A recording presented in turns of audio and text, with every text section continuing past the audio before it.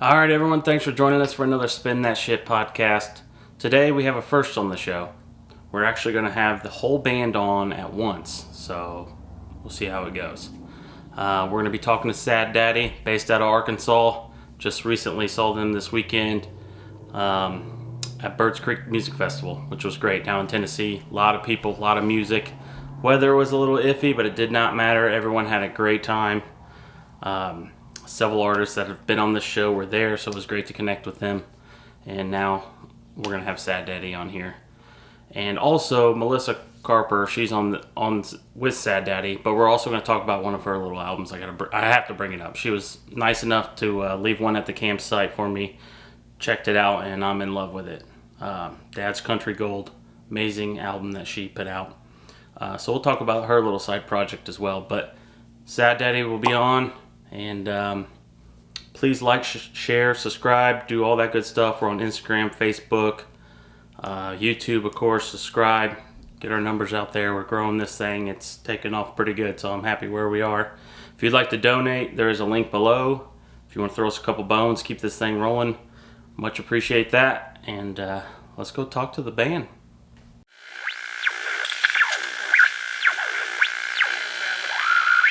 All right, we're here. This is the first on the podcast where the entire band is on here at once. So that's a big milestone. A lot of moving parts.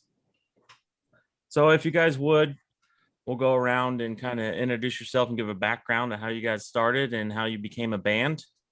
And we'll go from there. Go ahead. We'll start with Brian.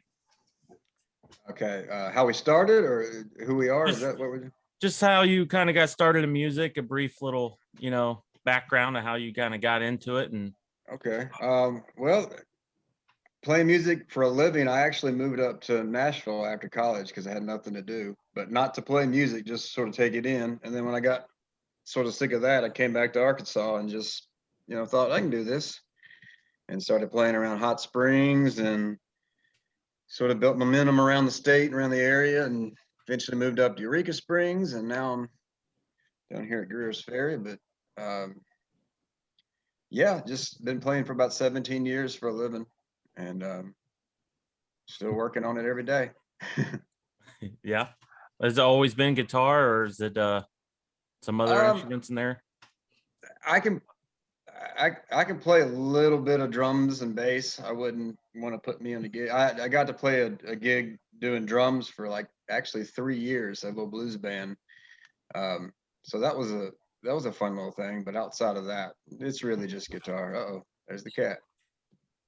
But yeah, really just guitar. What about the kazoo, Brent? I didn't know we were getting into that just yet, but we'll come to that. I thought that was the encore. Okay. Did you start playing? I don't even know this about you, Brian. Did you start playing when you were in high school, or what made you pick up the guitar?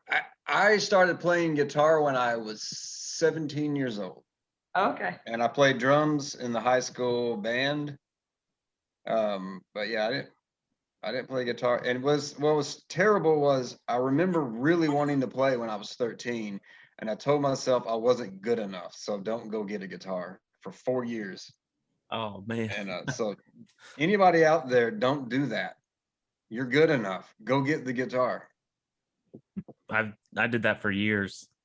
I'm mad at myself. I didn't pick a banjo up until I was like 25. Well, hold on. A banjo's a different story, and one should never really pick one of those up. But and there's Joe. Don't you have a banjo, Brian? Yeah, it sits there and holds up the wall of the closet. It's just a dust collector. Do you need a banjo? I'll trade it for I'll trade a banjo and a mandolin for a dobro. Side deal here, Rebecca. Somebody might be sending you messages after this about that deal. Yeah. What about you, Joe? Since we're talking about banjo, how'd you get started picking and how you got involved in playing music? Yeah, I got into it through my family, actually. My dad played, folk songs for us growing up. And his entry, he's actually from New York. I was raised in Arkansas, but he's from up north, and he was around New York City and like Greenwich Village in the 50s and 60s. So he was a big fan of Woody Guthrie, Bob Dylan, Pete Seeger, some of those folk groups like the New Lost City Ramblers. So we played what were some of the songs like East Virginia, or I guess Greenback Dollar, Freight Train, a lot of old like gospel stuff. So that was sort of my entry into music. And then I guess got into like, I don't know, like 60s and 70s rock stuff too. And that was sort of like my first bands were in college. And we played electric guitar, electric bass, all that stuff. And then kind of got, I guess as far as performing, I wasn't sure about, doing the acoustic thing that much. I'd done a few, I'd done some solo sets with acoustic guitar, but decided to get back into it, I guess, around a couple of years after college. My band I was in, I was just so tired of hearing the loud screaming electric guitar. I had a bandmate who every show he had this Mesa, I think it was called a Mesa full stack. I can't remember what it was, but it had like 4 10-inch cabinets and then this huge amplifier. And before every show, he had to like test every tone out like on full blast. But like get to the venue and like set his amp up and then be like, wow, so anyway, that was when I knew it was time to go back to acoustic music. So yeah, so I'd already kind of learned to play the banjo in college, and so yeah, got back into it. Met Brian and Melissa not long after that. I was doing music full time. Moved to Austin and did a lot of touring and all that. And now I'm back in Arkansas, married, have a daughter. So still like playing music as much as I can, and really looking forward to our album coming out. That's exciting. I'm sure we'll talk more about that later. But Oh yeah, we're gonna dive into that. That's my story in a nutshell. Good deal. Yeah. Melissa, you want to go Yeah. next? Sure.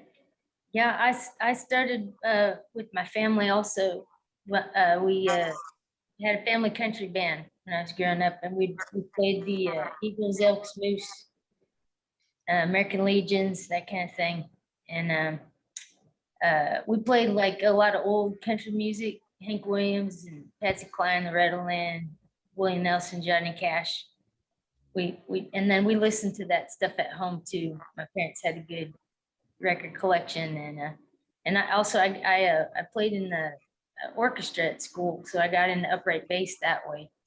And went to the university in Nebraska at Lincoln and studied music for a couple of years, and then I dropped out, and then I started my rambling, and I wandered down to Eureka Springs, Arkansas, and from there I went to New Orleans and back to Arkansas, and then eventually to Austin and Nashville, and now I'm back in Texas. But yeah, I feel like once I started that, I started learning like bluegrass and old time and all kinds of different styles I wasn't exposed to. Like New Orleans too was a real good influence, getting to hear the Dixieland jazz down there. Yeah. Yep. And then so me and Brian, we met probably a few years before I met Joe, because Brian would come to Eureka and play shows, and I sat in with him. Well, Oh, you at the Big Chill. The first time I saw you was at the Big Chill. was it the Big Chill? Oh, when we were down there with Opal. You were there with Gina and Opal, and Yeah. and I thought this was the most magical thing I ever saw. So, I just remember that one time in Chelsea's when you were playing solo, and I got up and sat in a little bit yeah, with you. yeah, that was fun. And then you were like, I'm gonna steal you from Mountain Sprout. And here we are. And it worked. Anyway, yeah, I did quit Mountain Sprout, and then that one summer, there was this, me and Joe were already down in Austin, Texas, but Brian, I don't know how we got to talking about playing gigs in Arkansas. It was the summer of 2010, and that just kind of led to making a sudden album with Joe, and then we toured that summer with that album in Arkansas. So And that was 2010 or? that's 2010. Yeah. Yep. Okay. Now, when did you come along, Rebecca? I didn't get to meet you at the music festival. Well, Joe, Melissa, and I, maybe, I don't know, was it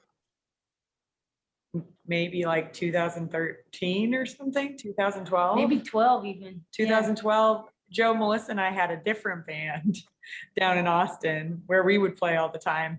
And then when Brian came to town for them to play Sad Daddy shows, they let me play a couple songs. And eventually Melissa and I moved to Arkansas, and we were taking it pretty serious then, playing a lot of Sad Daddy shows. So I kind of like two bands merged to become Sad Daddy. Yeah. Which is a great name. We haven't talked about that yet on here, but I've been using that phrase like ever since you told me a week ago. Everything's a sad daddy now, like anything that's going wrong or looks pitiful. Daddy, yeah. I just want to add that Melissa and I, we used to busk this farmer's market in Austin. This is actually how we met Rebecca. And she would play fiddle kind of at the other end. She would do classical tunes and fiddle tunes and all kinds of stuff. And she just kind of came up to us one day, and, you know, normally you would never just agree to let somebody sit in with you when you're busking. You know, it happens all the time. Some rando will come up and be like, yeah, hey, play guitar, you know, let's play Country Roads or something like that. But I'm not giving you any of my tip money. Yeah, right. We had heard Rebecca, so we knew she was good. So we just, you know, hit it off right away. She fit right in. Nice. Now, how'd you get started playing, Rebecca? Like, did you grow up in a family of music or?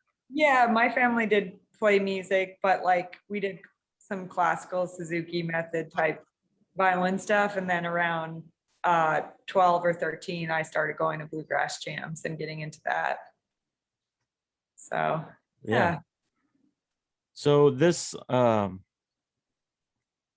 would you guys call your style? Like what, if you, because there's such a blend of different genres going on here. I guess it depends on the song you're listening What to. would you call it, Justin? I call it sad daddy music. All right.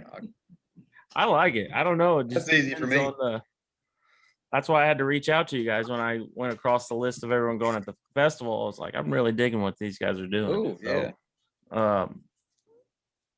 It just I don't depends think on the we song. I don't think we really know what we are, you know? Like, there's obviously old-timey influences. There's bluegrass, there's blues, there's country, there's, you know, I think it's just Everything that you culmination of guys said about your travels all makes sense. I'm hearing some of that New Orleans stuff that you're talking about with the mouth trumpet stuff that you can do, some banjo it's not like traditional Scruggs type banjo picking. You got more of a strumming action that has that jazziness to it. And then of course the upright bass and all that, and then the old school country. I don't know, it's just a good blend. Americana. We're just gonna Americana sad daddy is what we're gonna call it. I think of us as a jug band, even though we don't have a jug. A jug band without the jug. I could, yeah. You kind of have that feel. I'll start playing jug. Okay. When you guys come through Indiana, I'll be the jug guy in the back. Okay. Right. All right. So we have how many albums out since 2010? 3? Just 2, right? 2. Fresh Catch. Yeah. So it's been a while. Oh, we For have this- the live one. There's a live one, right? Yeah. Okay. At Whitewater and Little Rock, yeah. Yeah. So it's been a while since you've released another album, and that's coming out in January, correct? Yep, Yeah. January 28th. What kind of details can we talk about on that? Do we know album name? What's going to be different from your previous sound? Is there anything new? What can we say about that? It's going to be called Way Up in the Hills. Okay. And it is a lot different than our other albums. We've got a lot of old timey stuff on there, and I don't think we've really done much of that in any of our other albums. We got some a cappella stuff on there, and we haven't done that either. Oh, yeah, acapella. I love acapella. Sometimes when you showcase that especially in a live show, people kind of shut up sometimes and start paying attention. Yeah. Everyone's drunk at a bar and they're not really paying attention, talking to their buddies, and someone starts doing something like that, really grabs their attention. The with you guys being in different states, how's the writing process work for you? You guys actually just say, hey, come over this weekend, we're going to do something, and figure it out all together, or someone's doing something separately and they'll email you something? Because to me, that'd be the biggest challenge. Well, that was kind of the big difference with this new album, is that we actually did get together and do some co-writing. Okay. In the past, Sad Daddy's always been kind of, just different members bringing their originals, but not a lot of collaboration on the songwriting. Some on like arrangement and stuff, and how's this going to work with the band. But yeah, for this new album, we got together. We spent 3 or 4 days, I guess, at where Brian is at his lake house, and yeah, actually sat down. I mean, we kind of, we had some ideas. I guess I don't know if we necessarily started anything from scratch, but just like I think we helped with lyrics. We helped with bridges on some of the songs. I know on one of mine, just kind of fleshing out the ideas. So that was sort of new and different for us. I mean, I feel like there is plenty of songwriting in this band, and in the past we've just kind of, it's almost, sometimes it just feels like everybody's like throwaway songs. It's like, oh, let's give this one a Sad Daddy. It's not working anywhere else. But That's not. Big Bone, not throwaway. I think all the songs are so good myself, Yeah. but yeah. Yeah. I reserve only my best songs for Sad Daddy. Yeah. I've been jumping into your solo stuff, Melissa, since you hooked me up with. Yeah. Cool. I'm glad you pay you that. You just snuck out of the campsite at like 4 or 5 o'clock in the morning. You don't need to pay me. Dad's Country Gold, and you have quite the list of people that are involved on this. Yeah, I got Some big names. really great musicians on that. They made me sound good. Now, will any of these people like back you up on Sad Daddy stuff, or are you just keeping it all with you guys? Maybe we should do that someday. Yeah, I've actually, the drummer in there, Maddie, he's so good and he can do so many different styles. I've been wondering what it would sound like to have him. You've been dreaming Join us on of him joining. Yeah, join us on percussion, but like super jug bandy type percussion, not like a drum kit. Right. Yeah. We did have a guest horn soloist, right, on our album. B. Martinson. What? A guest what? A guest horn player. Oh yeah, we only had a guest horn player on our album. Yeah. That's a joke. Brian did all the horns with his mouth. And where did you learn to do this, Brian? I don't know if I learned to do it anywhere. It just sort of started happening, When you hear stuff in your head, you just got to get it out sometimes, and that's sort of how I do it. I like to beatbox too, but I don't get to do that too much in this band. But hopefully that'll change on our next album. Sad Daddy taking it to the streets. That's going to be the remix album. Yeah, I'm down with it. So, yeah. I love on this one. Would you like to get some goats? We used to do that in Sad Daddy. We need to revive that. Bring it back. I love that. The title of the song alone, that's the first song I had to go to. Yeah, Joe, I think Joe is the reason it became famous, because he started making the goat noise. Yeah, Joe was the first to make the goat noises on that song. Actually, I think I played that song with you before with y'all before anybody else, because I wrote it that summer that we played 2010. I wrote it that summer. It's really the goat noises that make the song. I mean, It is, Joe. Yeah. You really made it. And just seeing, I can't wait to see you guys as a full group, by the way. Like I've had some fiddle in there. But what's cool about your set is like you have some serious songs that just sound really awesome, but then you have your playful side. You know, you're doing the mouth trumpet and doing songs, you know, Weed Smokers Blues and Big Bone and Butt Ugly. That song is hilarious. I listen to that one quite a bit at work, especially when you start going down the 11 jelly rolls. That one got me. 11 jelly rolls. Nice. That is a good song. So I read somewhere that you guys were up for some sort of award for one of the songs you did with Mountainside. that's right. What Yeah, can you tell me about that one? The Independent Music Awards is a thing in New York, annual awards thing there.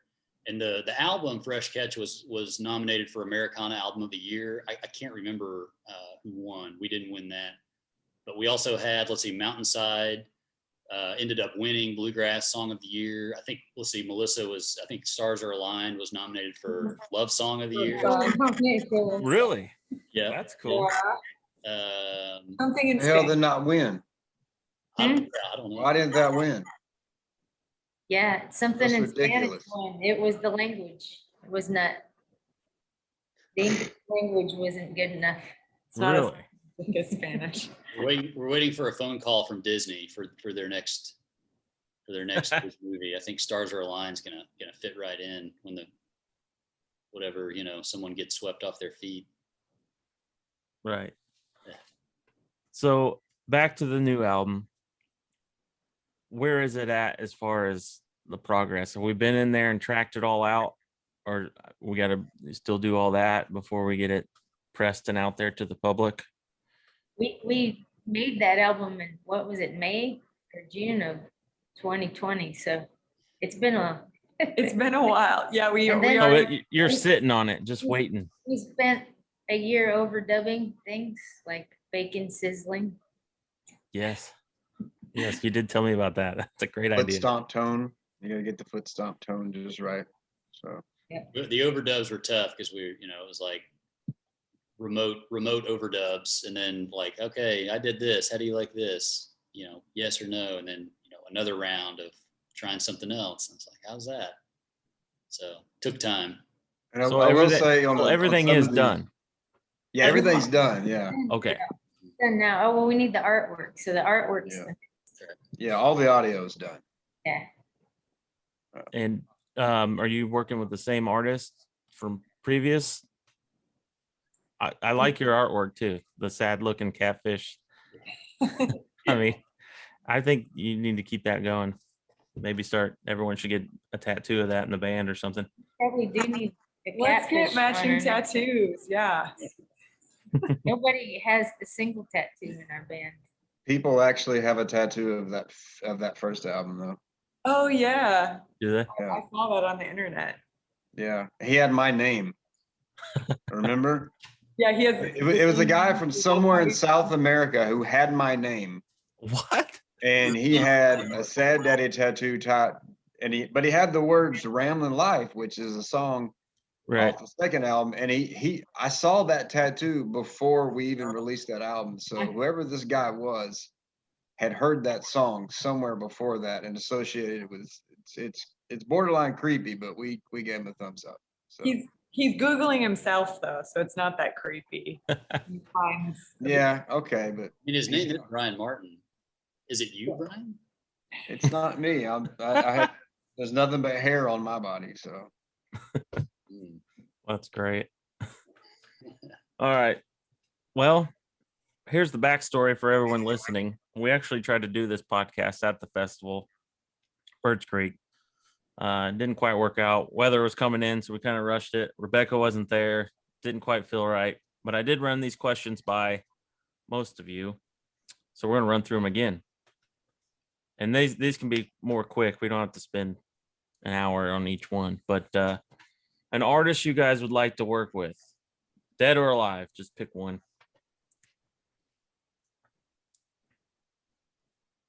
Decisions. Joe, I'll go are you first. Rebecca's ready to go. Wow. Yeah, go, Rebecca.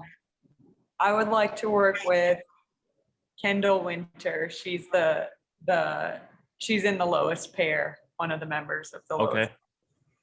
Yeah. She's a really good banjo player. You should look her up. You'll like her because you're a banjo player. I know the lowest pair. Okay. You'll have to send her this video so she'll see that and be like, oh, might have to work together. What Go about ahead. you, Joe or Melissa? Oh, go ahead, Joe. Let's see. Well, I didn't think of this when we did it before, but when I saw an artist by the name of Woody Pines around, I think 2008 or 9, he really kind of inspired me to want to perform acoustic music again. So he's somebody. I think we did get to play together after one of his shows in Little Rock. He came back over to our house, but yeah, just like the style is so authentic, and his finger style, the way he plays his guitar, I think is really cool. So. I've seen Woody up here at the Hi-Fi once. I can't remember who he was opening for, but yeah, hell of a musician. Yeah, fun guy, fun show too. He's good. Mm-hmm. Yeah. What do you got, Brian? I know you're thinking. Man, I feel like the question's a little different than it was last time. It's who you want to work with this time. It was last time it's who do you want to kick it with, I think. But No, anyway, I've had a we might week, have spun it into that. Changes But, Huh? Tupac. Well, I said John Prine at first, and I'm trying to think of somebody. As far as if I was working with somebody, it would be, I don't know. There's so many good players that it'd be fun to play with, but yeah. I like working with Sad Daddy. They're pretty good, and I know them, so that helps. They put up with me. But no, if I was just able to just sit around and just play and hear somebody play guitar, I'd hang out with John Prine.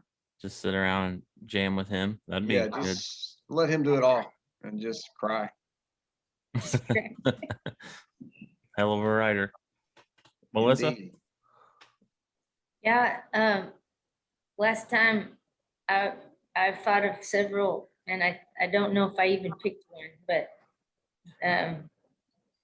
I don't know. That's such a hard question. I'm just gonna say Hazel Dickens.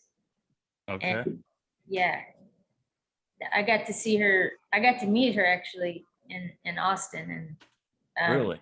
And we saw her perform at South by Southwest.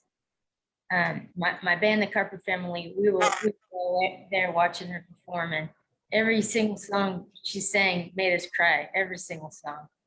And then we got to. Oh, Brian, you were at that too. I was there. You guys. You back? Yeah. I didn't know who she was because I don't have the bluegrass background, but every one of these people, like Melissa and all of them, were just starstruck, and it was awesome watching y'all just be fanboys. Who'd y'all sit in with, Melissa? Was it her or Alice? We did get to play with Alice Gerard. Alice Gerard. Yeah, you were like Rebecca. Our family got to back her up for a South by Southwest showcase she did. I think that was 2 or 3 years after we'd met Hazel Dickens.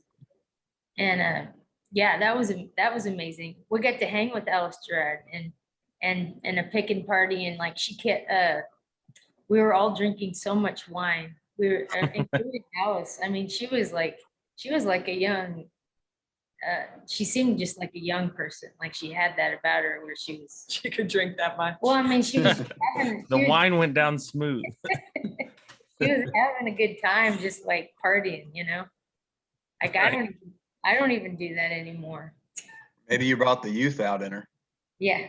Your charisma. But, yeah. Anyway, and we got to be in a picking party, picking circle with Hazel Dickens after that concert, and that was amazing too. That's awesome. But yeah, it'd be so fun to hang out. I feel like I didn't get to know her at all. It'd be fun to hang out and hear her tell stories and play some music with her.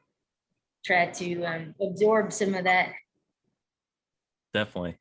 Yeah, Hazel's a legend, you know. Yeah. Here's another quick one. Beatles or Stones? If you had to pick one. Stones.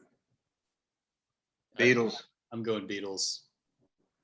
Uh-oh. It's all Well, on never Melissa. even listen to them. It's going to be a tiebreaker or not. I know the Beatles better than the Stones. I would probably say Beatles too, because it's kind of more acoustic. Some of it seems more acoustic or rootsy, even more rootsy to me. I don't know. Yeah. The Rolling Stones are rootsy too, though. Some of their stuff, whatever. You give such hard choice. Rebecca, Normally, yeah, you're I have out. to give a shout out to my buddy Garrett Kelly. He's usually on the show with me, and he's last couple times he's out of town, so I figured I'd do this. We got enough screens on here right now anyway, but it's been an ongoing thing between me and him, Beatles or Stones. He's more Beatles, I'm more Stones. I think I probably appreciate more of what Beatles have done or did musically, but as far as just rocking out and jamming, I'm more of a Stones guy. Plus I love blues, and they cover so many blues songs that were so amazing. So it's hard to pick just one, but I feel like Joe writes stuff that sounds a little Beatles-esque sometimes. One of a band I was in before, I think we got compared to the Beatles. It was like if the early Beatles played rockabilly or something. That was in some review. I remember. I was okay with that. I was like, okay, yeah. We had two lead singers, and we did more of that kind of unison style thing, you know, where it's like, okay, it's two voices in unison, and then somebody splits off for a harmony and comes back. Yeah. Gotcha. Yeah. So what speaking of that, I noticed on your live show, you all took turns taking lead on different songs. Do you sing any too, Rebecca, or you just back up on harmonies or? I do, yeah. I usually sing like every other, like when we go around every 1, 2, 3, we skip me one time, then I'll go the second time. I just don't feel as comfortable as everyone else, but I like to write songs and sing too. I just feel self-confidence. Rebecca has a solo album. Speaking of the Independent Music Awards, her solo album won Bluegrass Album of the Year. Really? Yeah, what year? 2017 or something like that. So Thanks for banjo playing, Joe. That's why I won. You think it built her confidence? anyways, It didn't, strangely. yeah. I'll have to go down that rabbit hole too after this. Start listening this week. Another quick one. Instrument that you'd want to learn how to play. If you woke up tomorrow and you had it mastered, what instrument would that be? I already know what Brian's going to say. I don't think his answer's changed. It's got to be piano just because of the writing aspect of it. There's so Okay. much you can do with it. Yep. I think last time I said banjo, but maybe I think what I'd really like to be able to do is be able to write music. I don't read or write music, and I think I'm going to take kind of a cop-out answer and say what I'd really like to be able to do is write down arrangements. Like I can sort of visualize like harmonies or whatever, different changes in the music. You want the Brian Wilson quality? Just to be able to write it down and I don't know, have that ability to read and write music, I guess. That's a good answer. What do you got, Rebecca? I think I'd like to learn the banjo, clawhammer. Yes.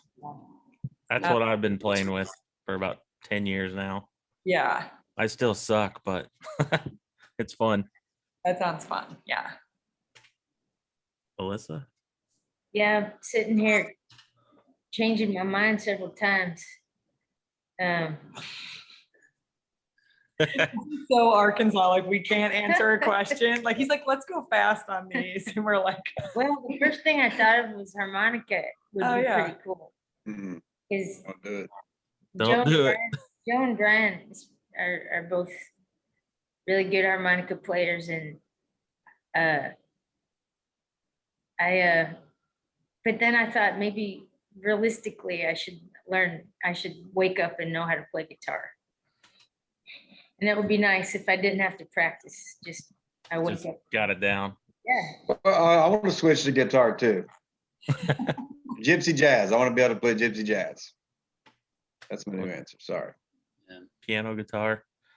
Well, they go hand in hand, you know. Oh, we can skip the piano. I want gypsy jazz now. I forgot about that. I do have to ask you guys, now that we were talking about jug bands, this kind of came to me. What's your favorite jug band to listen to? Like, who do you guys listen to in that realm? I feel like I've only listened to a few really.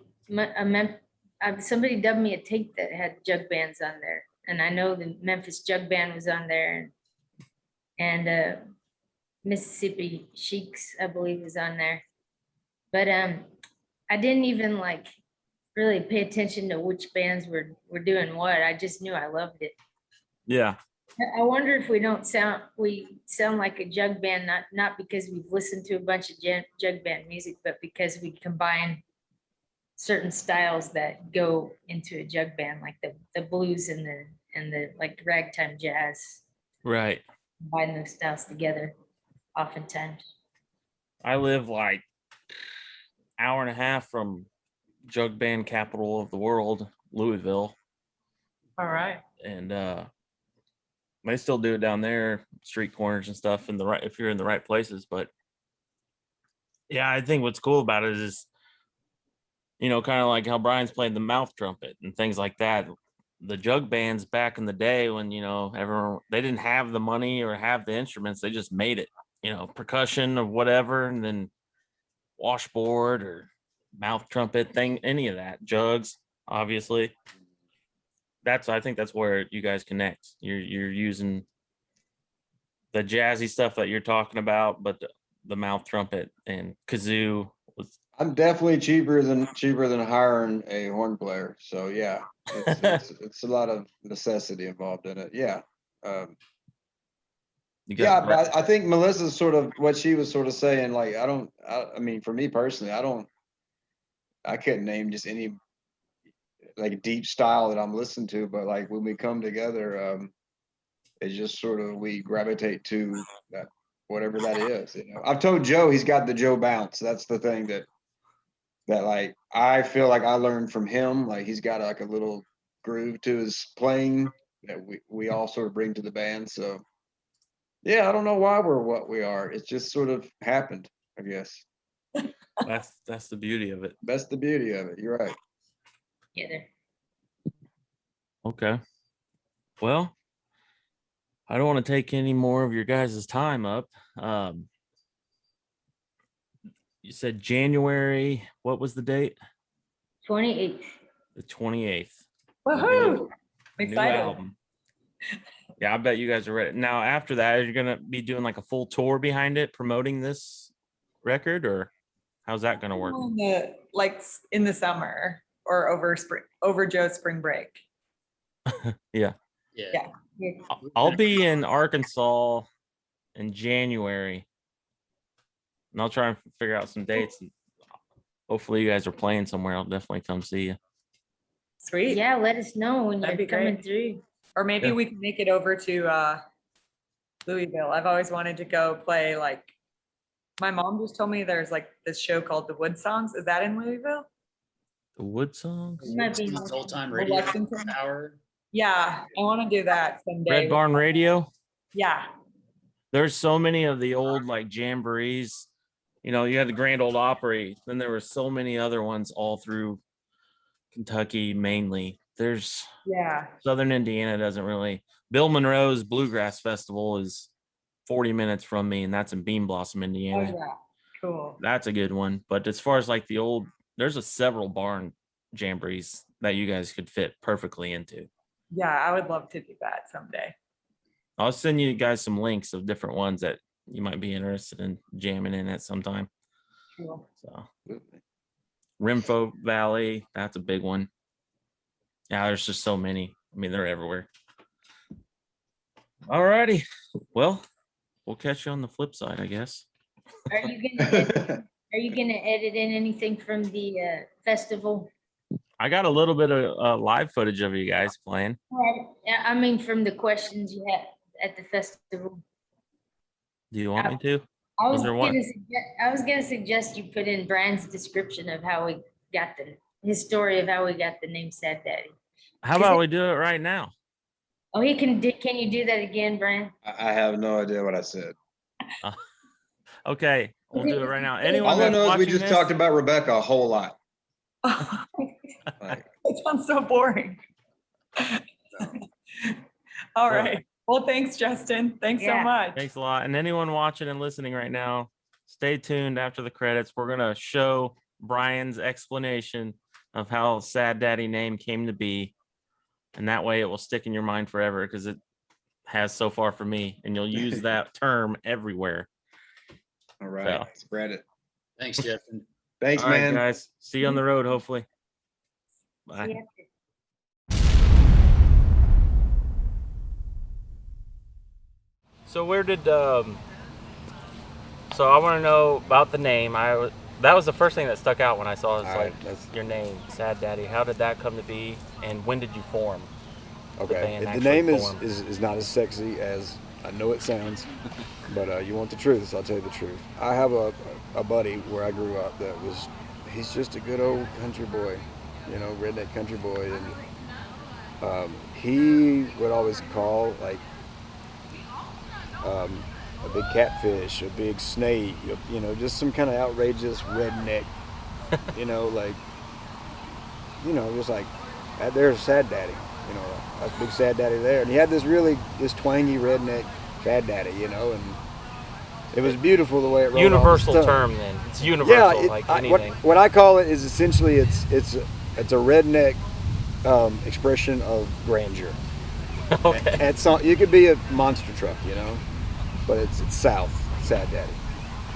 I like it. And I when thought you said it was going to be a boring answer, but I actually kind of like this. This is great. Okay, well maybe I'm learning to say it, Daddy, but yeah. Okay, Sad Daddy. So Yeah, yeah, you might be burned out of just thinking about it too much. yeah. I don't know, but that's the simple. Yeah. So